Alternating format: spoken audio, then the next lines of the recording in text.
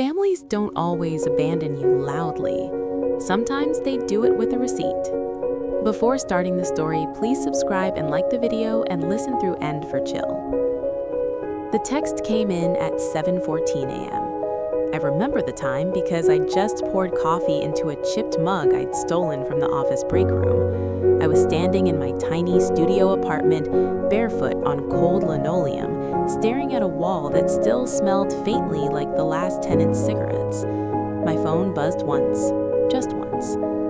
Mom, I sold your bed, laptop, desk, and everything in your room. No hello, no warning, no explanation, just that.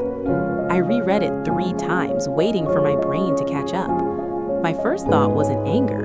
It was confusion, a kind of stunned, floating disbelief, like when you miss a step on the stairs and your body hasn't realized you're falling yet. I typed back, "Me, what do you mean, everything?" The typing bubbles appeared, disappeared, appeared again. "Mom, you weren't using it. You moved out. I needed the space." I leaned against the counter and closed my eyes. That room wasn't just space. It was the last place on earth that still felt like proof I had existed. That bedroom had been mine since I was 12. Same beige walls, same crooked closet door that never shut right, same window that faced the neighbor's fence where vines grew wild every summer. My desk had dents carved into it from late-night studying. My laptop held every resume, every story draft, every email that helped me escape. My bed, old, squeaky, uncomfortable, was still my bed. And now it was gone, sold, like clutter. I called her. She didn't answer. I called again. Voicemail. I sat on the floor and scrolled through old photos on my phone, pictures of that room I'd taken without realizing why. My books on the shelf, my backpack by the door, the bedspread I'd had since high school. It felt like someone had reached into my past and erased me. When she finally called back, her voice was calm, cheerful even. "Oh good, you saw my text," she said. "Saw it?" "Mom," I said carefully, "you sold my things." "Well, yes," she replied as if I'd pointed out the weather. "You left them here." "I didn't abandon them," I said. "I moved out because you told me to." Silence. Then a sigh, the kind that meant I was being difficult. "You're an adult now. You can't expect to keep a storage unit in my house forever." "It wasn't storage," I said. "It was my room. You don't live here anymore." The words landed heavier than she intended, or maybe exactly as she intended. 3 months earlier, she told me I needed to start acting like an adult. That meant paying rent I couldn't afford, following rules that changed daily, and accepting criticism as love. "You're too sensitive. You're lucky I let you stay. Other parents would have kicked you out already." So when I finally got a job offer in another city, barely enough to survive, but enough to breathe, I took it. She hugged me goodbye like a stranger. No tears, no pride, just don't fail. I packed what I could fit in my car. I left behind the things I couldn't replace, believing, stupidly, that they'd be safe. Because who sells their child's life without asking? "She paid good money," she said on the phone. "You should be grateful." Grateful? For what? For me handling it. You didn't have to deal with the hassle. I didn't even ask me. "Well, you're so busy now," she snapped. "I didn't want to bother you."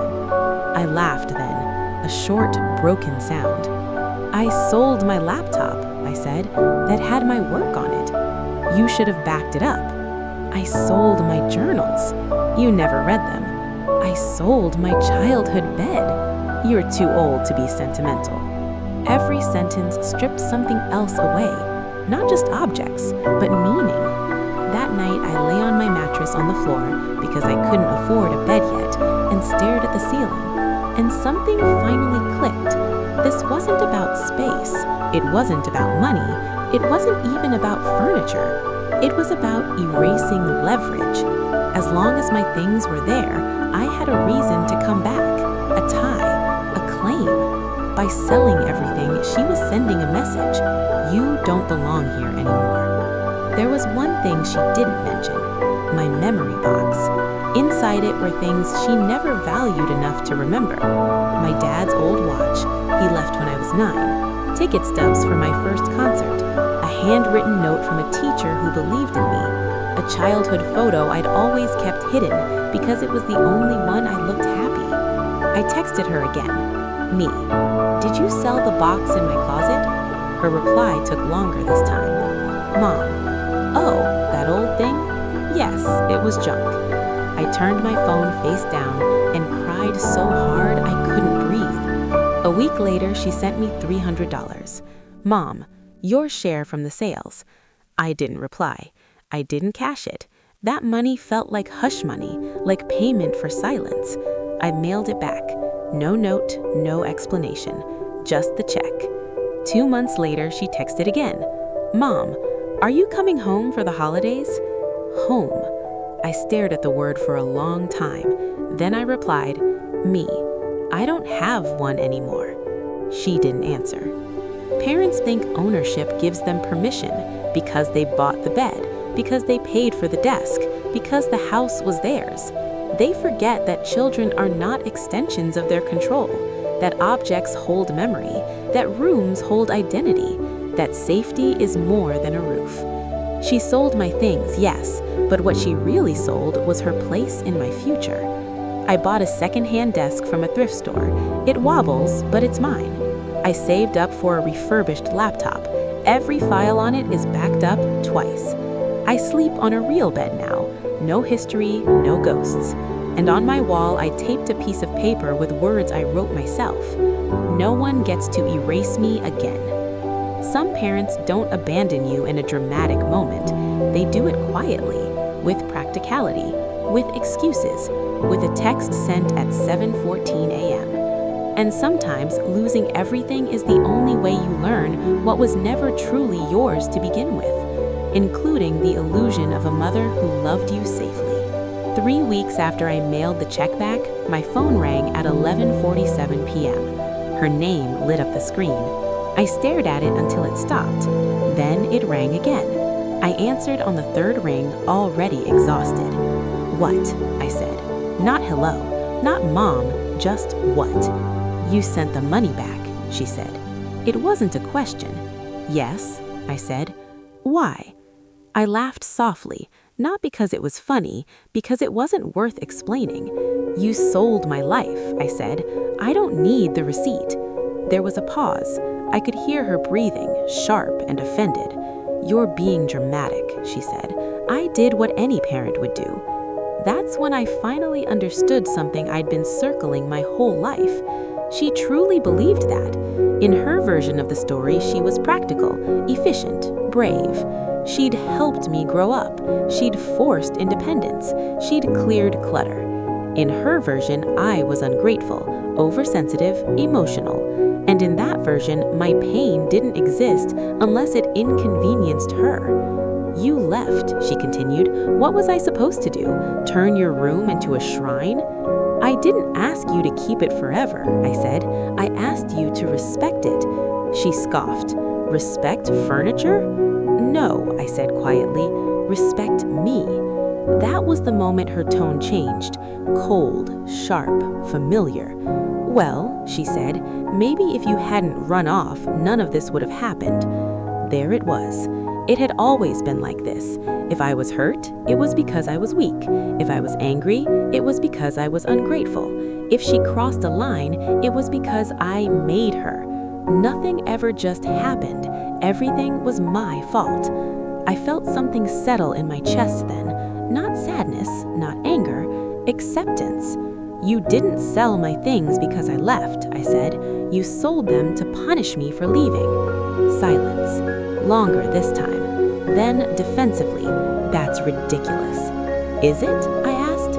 You didn't call. You didn't ask. You didn't even tell me after. She said nothing. And in that nothing, I heard the truth louder than words. There's something else, I said. What now? The laptop you sold, I said, was company property. What? I said you used it, I replied, because you never ask follow-up questions. The panic came fast.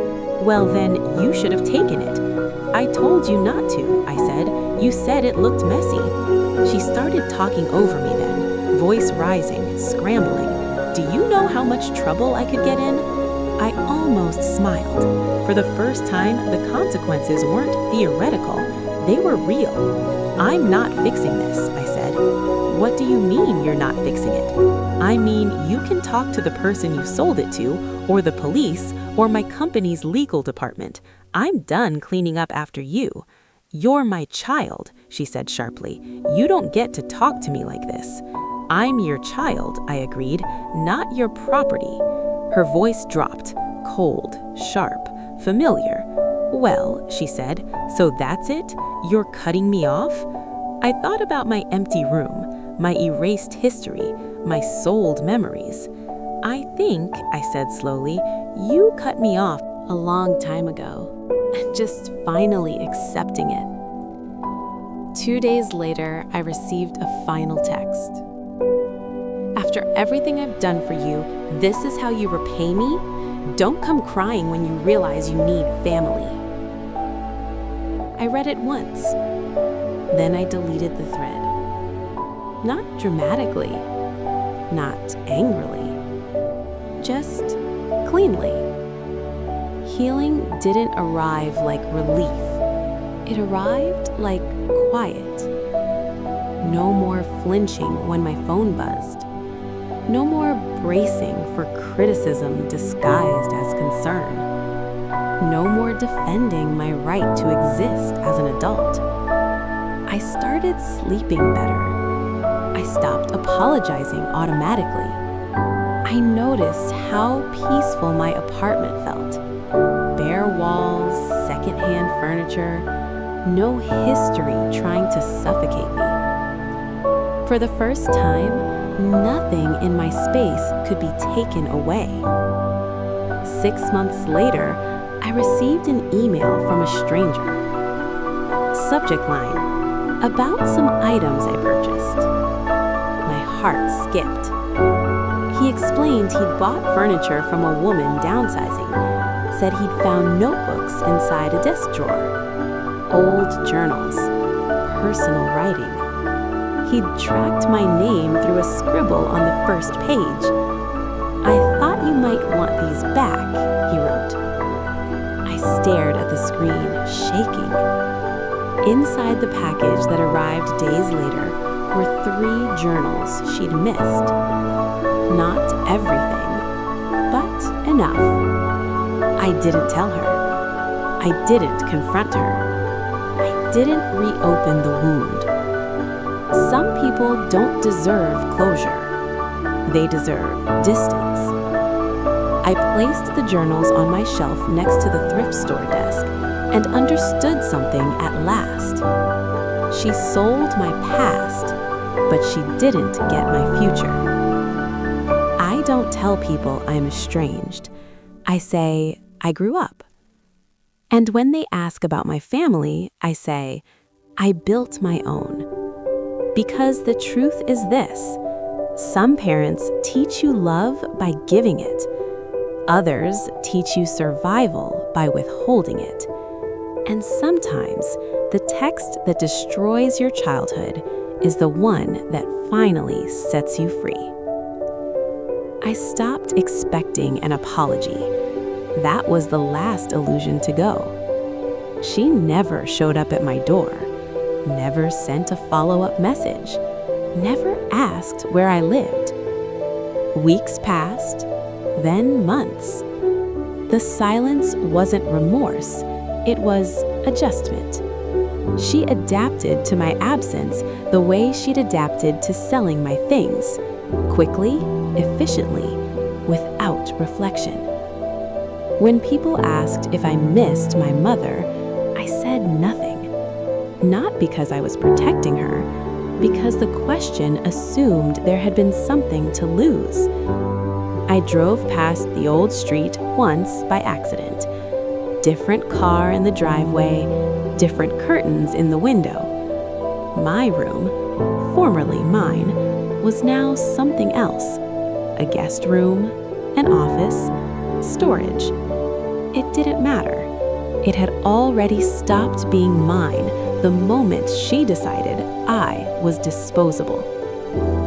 The journals stayed on my shelf. I didn't reread them. I didn't need to. They existed. That was enough. I never told her I got them back, never corrected her version of events, never defended myself. Silence was more accurate than explanation. Family, I learned, is not who keeps your things, it's who never sells them. I don't hate my mother. I don't forgive her. I simply live as if she no longer exists, and nothing she owns has access to me again. There was no final confrontation. That part only exists in movies. I changed my mailing address. I removed her name from emergency contacts. I stopped using phrases like, "My mom says," or "Growing up, we did." Language adjusted itself.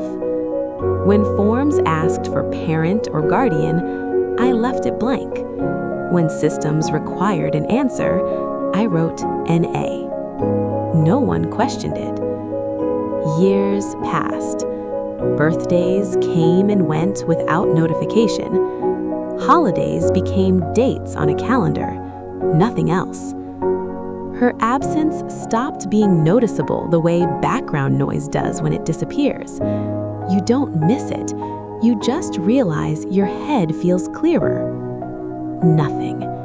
That was the point. I didn't substitute her with mentors or older figures or symbolic mothers. I didn't heal by recreating her shape. I healed by leaving the space empty. I learned things indirectly. She moved.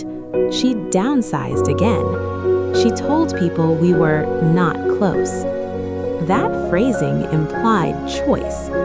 I didn't correct it. Every object I owned could be replaced. That knowledge became comforting. When something broke, I threw it away without ceremony.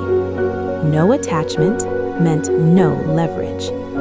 I made one rule for my life. Nothing I love stays where it can be taken without permission. They always do. Do you think you'll regret it when she's gone? I thought about it carefully before answering. No, I said, because regret requires belief in an alternate version of the past. I had already seen the only version she was capable of. There was no moment of closure, no letter, no realization, no forgiveness. Just a gradual understanding that the relationship had ended years before I noticed. The text only confirmed it. She sold my bed, my desk, my laptop, my room. What she didn't sell, because she never owned it, was my capacity to leave and never return. That remained intact and unused. Nothing follows this. Nothing needs to. Years later, while filing paperwork for a background check, I discovered the house had never been hers alone. My name had been quietly removed from the deed shortly after I left, backdated, notarized, done without conversation. The text about selling my room wasn't impulsive or emotional. It was procedural. She wasn't reacting to abandonment. She was completing it. By the time I read, "I sold your bed, laptop, desk, and everything in your room," I had already been written out. The message wasn't cruelty. It was confirmation. If that story gave you chills, drop a like, subscribe, and comment so I know you made it to the end. I've got another one. See you then.